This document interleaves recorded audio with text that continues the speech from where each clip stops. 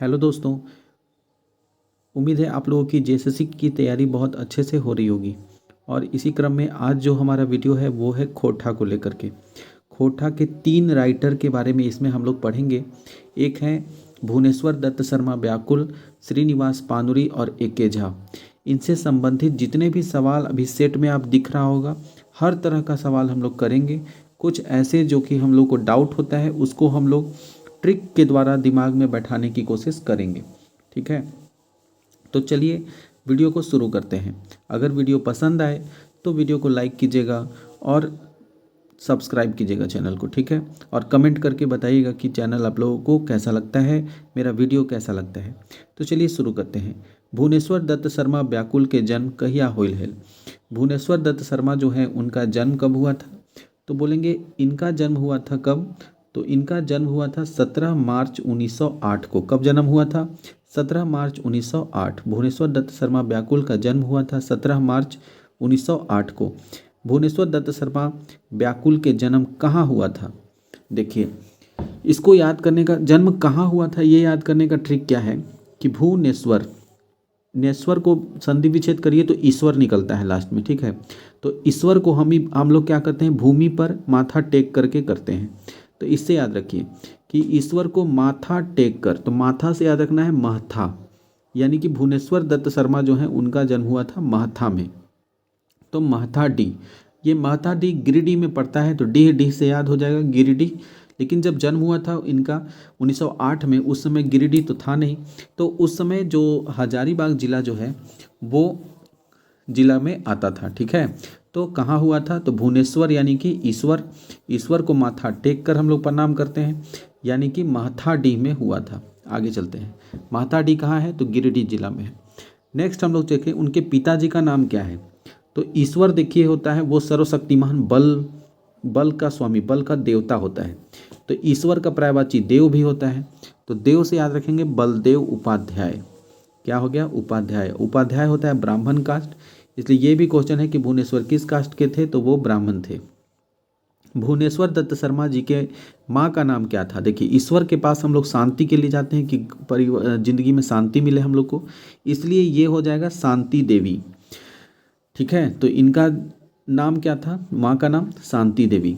भुवनेश्वर दत्त शर्मा जी कहाँ काम करते थे, ये काम कहाँ करते थे, तो ये काम करते थे बोकारो स्टील कारखाना में। कहाँ काम करते थे भुवनेश्वर दत्त शर्मा?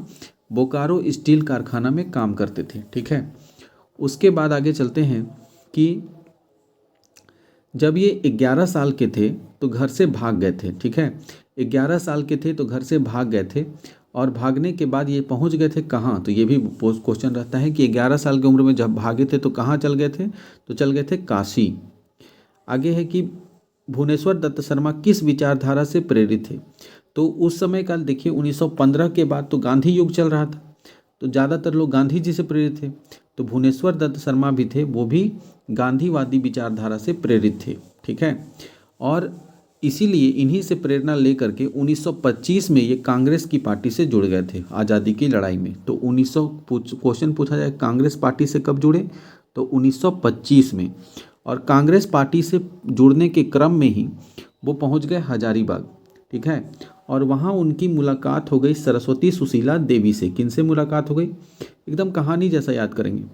वहाँ उनकी मुलाकात हो गई सरस्वती सुशीला देवी से, और सरस्वती सुशीला देवी के साथ ही मिल करके वो क्या किए कि कांग्रेस के पार्टी में ज्वाइन कर लिए। मतलब कांग्रेस के पार्टी में तो थे ही, तो सरस्वती सुशीला देवी के साथ ही वो मिलके काम करने लगे, और काम करने के दौरान ही दोनों के बीच में प्यार हो गया, उन लोग शादी कर लिए।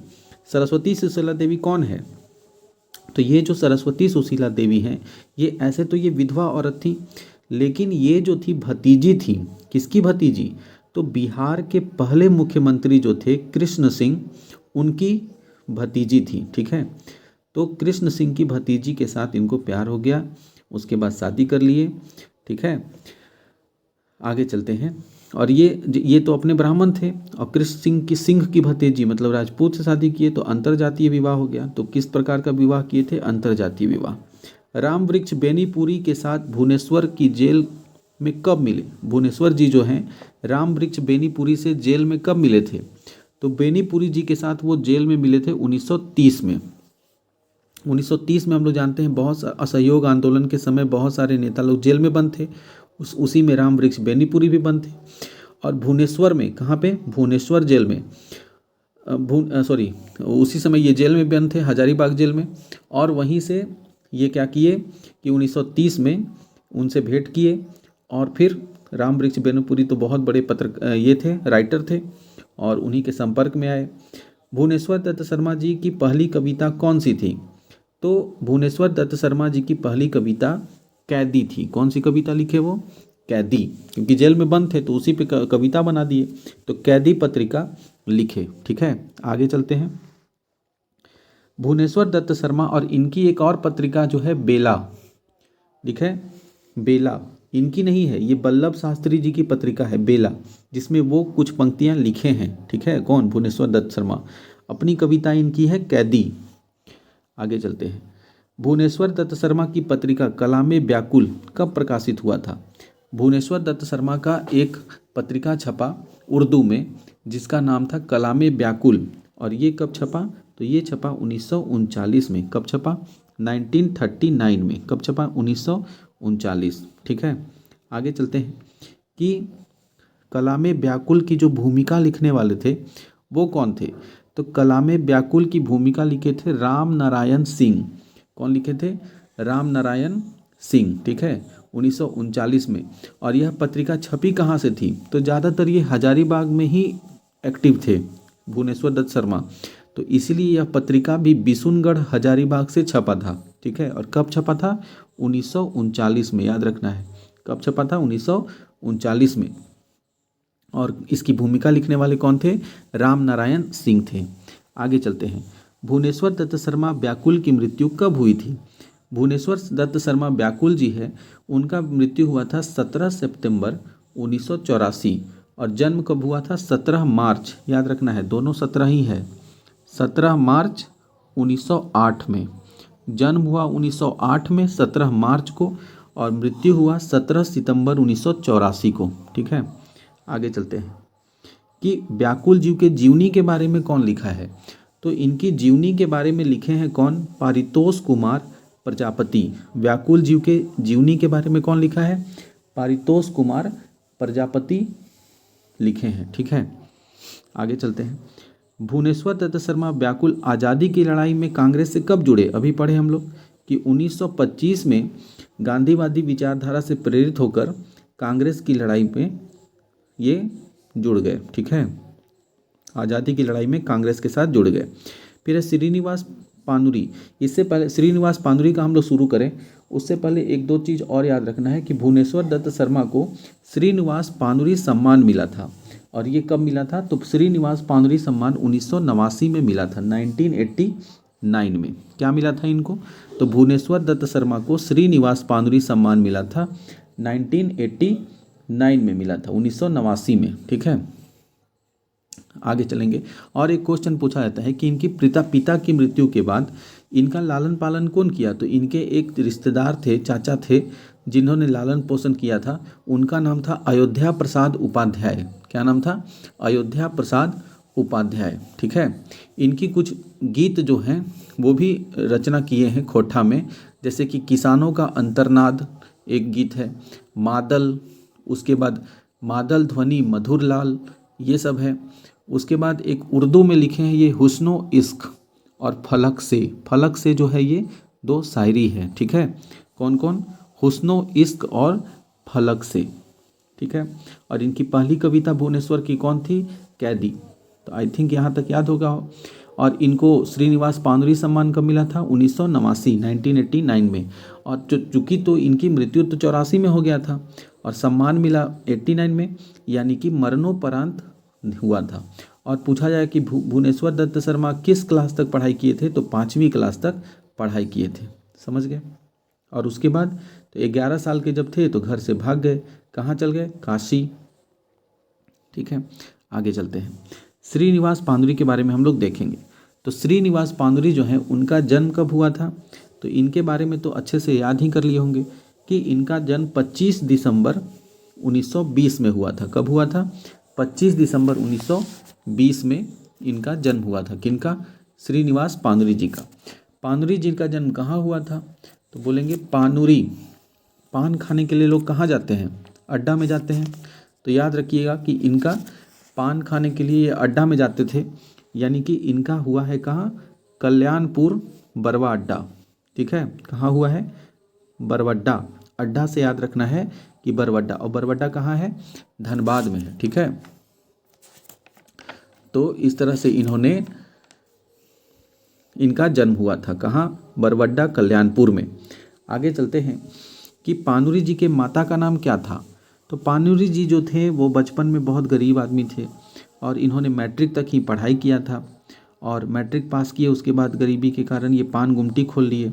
इसलिए इनकी माँ जो है बहुत दुख में रहती थी, इसलिए उनका नाम याद रखना है कि पानुरी जी का जीवन बहुत दुख में शुरुआत में बीता, इसलिए इनका नाम दुखनी देवी था। ठीक है, इसलिए नाम नहीं था, लेकिन इनका नाम दुखनी देवी था। फिर है पानुरी जी के पिता का नाम क्या था? तो पानुरी जी के पिता का नाम था, पानुरी जी के पिता का नाम सालीग्राम पानुरी था। क्या नाम था? तो बोलेंगे सालीग्राम पानुरी। पानुरी जी के पिता का नाम था सालीग्राम पानुरी। ठीक है, आगे चलते हैं कि पानुरी जी किस विचारधारा के थे? तो पानुरी जी किस विचारधारा के थे? तो ये बोलेंगे मानवतावादी। ठीक है, पान कौन खाता है? मानव लोग खाता है, तो उसे याद रखिए कि ये मानवतावादी विचारधारा के थे। ठीक है, आगे चलते हैं कि पानुरी जी के ध्रुव तारा कौन कहा था? पानुरी जी को ध्रुव तारा कहने वाले कौन थे? तो देखिए, ध्रुव तारा जो होता है रात में कैसा? दीपक के जैसा काम करता है, रोशनी देने का काम करता है। तो पानुरी जी को जो ध्रुव तारा कहा वो था प्रदीप कुमार दीपक। ठीक है, कौन कहे?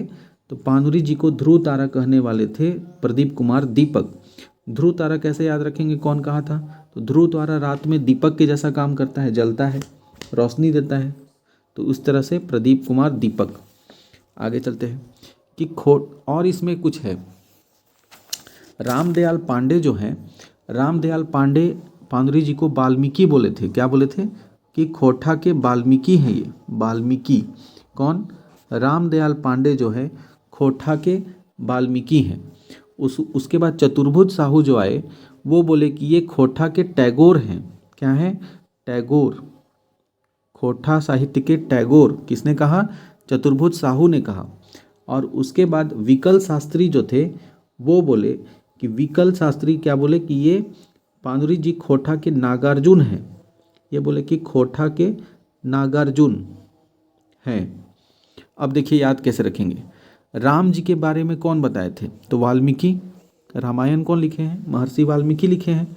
तो रामदयाल पांडे वाल्मीकि बोल के गए। ठीक है, राम थे वाल्मीकि बोल के गए। और टैगोर, टैगोर को ट्रायंगल से याद रखिए। ट्रायंगल में 3, चतुर्भुज, ट्रायंगल चतुर्भुज ये सब पढ़ते हैं मैथ में, तो टैगोर से याद रखना है कि चतुर्भुज साहू। ठीक है, 2 बार आप ऐसे बैठा लीजिएगा, दिमाग में अपने बैठ जाएगा, दिखेगा ऑप्शन, अब फट से मारिएगा कि टैगोर बोला था। टैगोर यानी कि टै यानी कि 3, और चतुर्भुज अक्सर हम लोग चतुर्भुज वाले सवाल पे क्या होते हैं? टै बोल देते हैं। ठीक है, या गौर से देखते हैं, चतुर्भुज वाले सवाल को हम लोग गौर से देखते हैं, ये भी याद सकते हैं। तो टैगोर। और विकल शास्त्री क्या बोले थे इनको? विकल शास्त्री जो थे वो नागार्जुन बोले थे। ठीक है, आगे चलते हैं कि खोरठा साहित्य के अक्षय बोर किसने कहा था? अब देखिए इसमें कहीं कोई बुक में कहा है कि ए.के. झा ने कहा था। आप बताइएगा कि सही आंसर क्या है। लेकिन मेरे ख्याल से बहुत जगह किताब में और भी सब उड़ान बुक है, ये सब में दिया हुआ है कि खोरठा साहित्य का अक्षय बोर किसने कहा? शांति भारत ने कहा था। किसने कहा था? शांति भारत। खोरठा साहित्य का अक्षय बोर इनको किसने कहा? तो शांति भारत ने कहा था। ठीक है, आप बताइएगा शांति भारत है कि ए.के. झा, इसका सही क्या है? ठीक है, आगे चलते हैं कि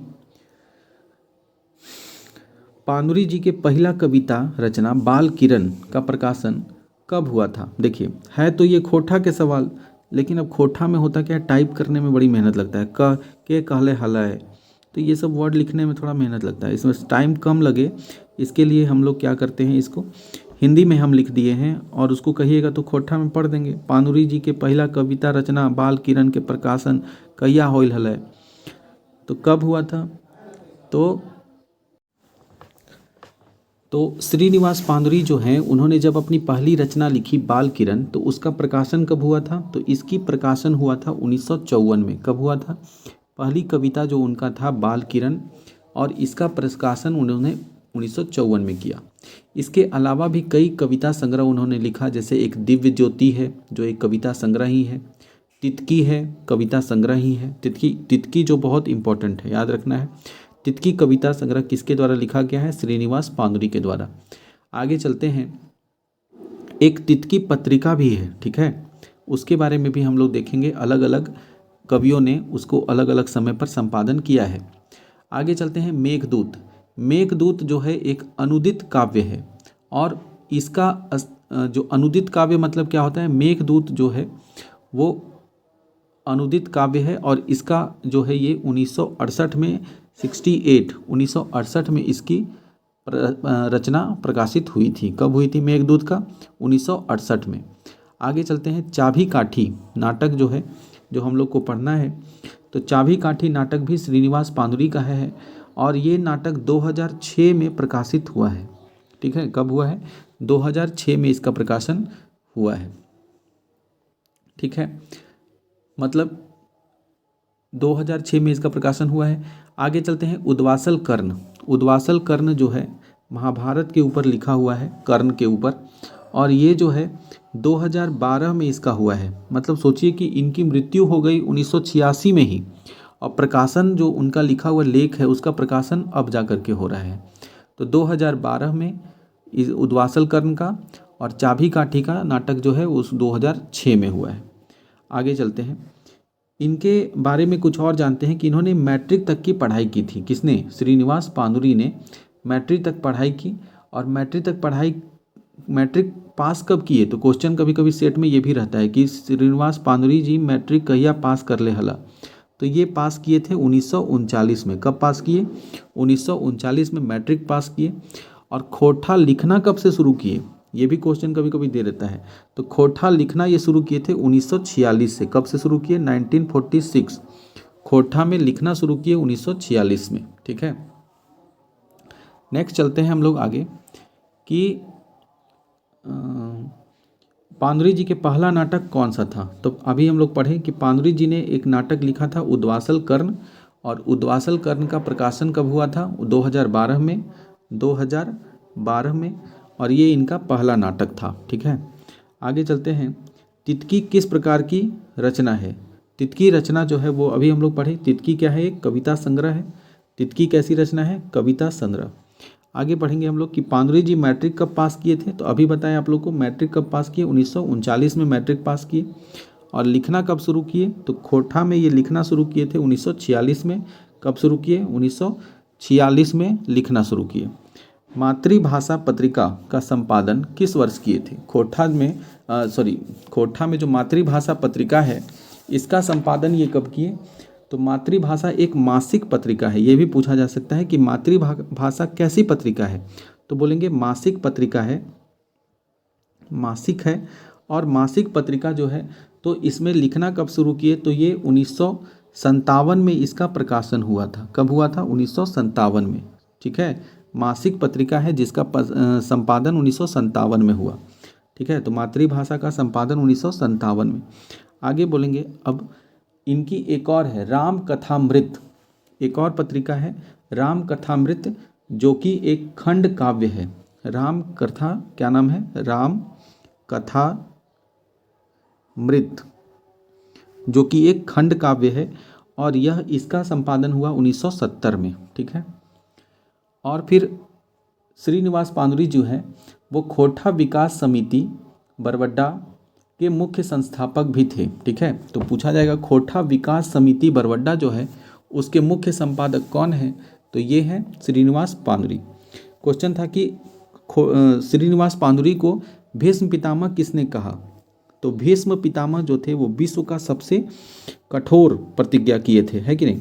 तो इसलिए हम लोग बोलेंगे कि भीष्म पितामह कहने वाले विश्व यानी कि विश्वनाथ दसौंधी राज थे। तो विश्व से याद रखना है विश्वनाथ दसौंधी राज, या भीष्म पितामह को कोई और नहीं हरा सकता है। तो विश्व में कोई नहीं हरा सकता है। तो वैसे भी आ सकते हैं कि भीष्म पितामह यानी कि पानुरी जी, और कहने वाले कौन थे? विश्वनाथ दसौंधी राज ने कहा था। ठीक है, तो इतना हो गया। ये श्रीनिवास पानुरी से लगभग सारे सवाल हो गए। आगे चलते हैं हम लोग कि श्रीनिवास पानुरी के स्मृति में सम्मान भी दिया जाता है, जिसकी शुरुआत हुआ था 1989 में। श्रीनिवास पानुरी स्मृति सम्मान की शुरुआत कब हुई थी? 1989 में, 1989 में। ठीक है, और 1989 में श्रीनिवास पानुरी सम्मान की शुरुआत हुआ था। आगे चलते हैं कि ए.के. झा जो है, ए.के. झा को जन्म कब हुआ था? ए.के. झा का जन्म कब हुआ था, ये पूछा जा रहा है। तो ए.के. झा का जन्म कब हुआ था? तो बोलेंगे 20 जून 1939 को जन्म हुआ था। ठीक है, ए.के. झा का जन्म कब हुआ था? 20 जून 1939। और ये जो 29 सितंबर है, 29 सितंबर 2015 दिया हुआ है, इसके जगह पे अगर 29 सितंबर, ये 29 सितंबर डेट तो ठीक है, ये 29 सितंबर अगर 2013 की हम बात करें, 29 सितंबर 2013 की बात करें, तो इस समय इनकी मृत्यु हुई थी। ठीक है, तो ए.के. झा का जन्म हुआ था 20 जून 1939 को, और इनकी मृत्यु हुई थी 2013 29 सितंबर को। ए.के. झा का जन्म कहाँ हुआ था? तो बोलेंगे ए.के. झा का जन्म हुआ था कहाँ? तो चांदीपुर एक जगह है। ठीक है, और चांदीपुर कहाँ है? कसमार, बोकारो में। चांदीपुर गांव में इनका जन्म हुआ था। ठीक है, तो कसमार, बोकारो में याद रखेंगे। इसको कैसे याद रखेंगे हम लोग? तो देखिए, ए.के. झा से झापड़, ए.के. झापड़ मारेंगे तो मार कस के मारेंगे। ठीक है, तो ए.के. झापड़ कस के मारेंगे तो कस मार, ए.के. झापड़ कस के मार। ठीक है, कि क्या आ जाए? चंडी के जैसा, तो बोलेंगे ए.के. झापड़ कस के मार चंडी जैसा। तो ऐसे याद रख सकते हैं कि ए.के. झा कस के मार यानी कि कस मार। Next, A K. झा का उपनाम क्या है? ये तो सभी समझ गए होंगे, झा से झारपात याद रखना है। ठीक है, ए.के. झा के पिता का नाम क्या था? तो ए.के. झा का पिता का नाम क्या था? तो बोलेंगे इनके पिताजी का नाम था लक्ष्मीनाथ झा। ठीक है, ए.के. झा के पिताजी का नाम लक्ष्मीनाथ झा। और इनकी माता का नाम अगर पूछा जाएगा तो ए.के. झा के माता का नाम था कुसुम बाला। क्या नाम था? कुसुम बाला। ए.के. झा की माँ का नाम था कुसुम बाला। आगे चलते हैं कि ए.के. झा ने एक सिद्धांत दिया था जिनका नाम था धरा गगन सिद्धांत। तो पूछा जा रहा है धरा गगन सिद्धांत किसने दिया? तो बोलेंगे ए.के. झा ने। ए.के. झा का पूरा नाम क्या था? अजीत कुमार झा। क्या नाम था इनका पूरा नाम? अजीत कुमार झा। ठीक है, तो ए.के. झा का पूरा नाम था अजीत कुमार झा, और इन्होंने धरा गगन सिद्धांत दिया था। और धरा गगन सिद्धांत जो है वो हम लोग बोल सकते हैं कि ये मौसम विज्ञान से संबंधित है, इसलिए इनको मौसम विज्ञानी भी कहते हैं। ठीक है, आगे चलते हैं कि ए.के. झा ने तितकी पत्रिका का संपादन कब किया? अभी बताए थे कि तितकी एक तो वो है ही उनका कविता संग्रह, और एक तितकी पत्रिका भी है, और तितकी पत्रिका का संपादन अलग अलग समय पे अलग अलग कवियों ने किया है। तो ए.के. झा ने कब किया? तो बोलेंगे 83 से 87 का जो समय था, 4 साल, ये 4 साल ए.के. झा ने तितकी पत्रिका का संपादन किया। कब से कब? तो 1983 से 87 तक। अब है ए.के. झा को श्रीनिवास पानुरी सम्मान कब दिया गया था? तो अगर हम बात करें कि ए.के. झा को श्रीनिवास पानुरी सम्मान दिया गया था, और ये कब दिया गया था? तो ये दिया गया था 2011 में। ठीक है, ए.के. झा को 2011 में श्रीनिवास पानुरी सम्मान दिया गया था। कब? 2011 में। आगे चलते हैं कि ए.के. झा कहाँ काम करते थे? तो ए.के. झा जो थे वो स्टोर कीपर थे, और कहाँ के? तो पतरातू थर्मल में स्टोर कीपर थे। ठीक है, तो स्टोर कीपर पतरातू थर्मल में थे, और जहाँ से 30 जून 1939 को वो क्या हो गए? रिटायर। 30 जून 1999 में रिटायर किए। ठीक है, तो 30 जून 1999 को रिटायर किए। कहाँ से? पतरातू थर्मल से। किस पोस्ट पे? स्टोर कीपर से। आगे चलते हैं कि ए.के. झा को डॉक्टरेट मानद की उपाधि कब मिली थी। तो अगर हम बात करें कि इनको डॉक्टरेट मानद की उपाधि भी मिली है और ये कब मिली है, तो ये मिली है 1997 में। ए.के. झा को डॉक्टरेट मानद की उपाधि 1997 में मिली है। कब से कब तक के काल को झा जी का काल कहा जाता है। कब से कब तक के काल को झा जी का काल कहते हैं। तो 1900 झा जी का काल कब से कब तक है, तो बोलेंगे 1975 से 2000। 1975 से 2000 तक का जो समय है वो झा जी का काल कहा जाता है। एक क्वेश्चन है कि ए.के. झा को खोटा रत्न कब दिया गया था। खोटा रत्न मिला था ये तो पता है सबको, लेकिन कब दिया गया था। कहीं कहीं पे रहता है ये 1993, ठीक है, 1993, लेकिन हम पूरा कंफर्म नहीं है। आप लोग कमेंट करके बताइएगा कि ए.के. झा को कब दिया गया था खोटा रत्न पुरस्कार, ठीक है। तो ये 3 कवियों के बारे में हम लोग देख लिए, इनके बारे में जितना हो सकता है उतना हम लोग पढ़ें। एक याद रखना है कि ए.के. झा जो थे वो खोटा ढाकी क्षेत्र कमेटी कोठार रामगढ़ की स्थापना भी किए थे। किस चीज़ की, खोटा ढाकेर क्षेत्र कमेटी रामगढ़ के संस्थापक थे। और अगर हम बोले कि ए.के. झा को खोटा घरेक मुंधी खूंटा कौन कहा था, तो ये कहा था महेंद्र नाथ गोस्वामी। ए.के. झा को खोटा घरेक मुंधी खूंटा कहा था। तो आज का वीडियो यहीं तक रखते हैं। 40 क्वेश्चन था, 40 तो सिर्फ नाम का क्वेश्चन था, उसके अलावा भी हम लोग कितना सारा चीज़ देख लिए, ठीक है। और याद रखना है कि ए.के. झा जो थे खोटा का पहला व्याकरण लिखने वाले भी थे। और झारपात नाम तो उपनाम सब कोई जानता है, लेकिन इनका एक और उपनाम था वेदर वाइज, क्योंकि वेदर करते थे, वेदर के बहुत बुद्धिमान थे, ठीक है, मौसम वैज्ञानिक थे, इसलिए इनको वेदर वाइज भी कहते थे, वेदर वाइज भी कहते थे, ठीक है। तो इस तरह से हम लोग देखें कितना सवाल, तो ये टोटल हो गया 40 क्वेश्चन, उसके अंदर कितना सारा क्वेश्चन हम लोग देख लिए। तो वीडियो पसंद आया होगा तो लाइक कीजिएगा, कमेंट करके बताइएगा कैसा है। धन्यवाद।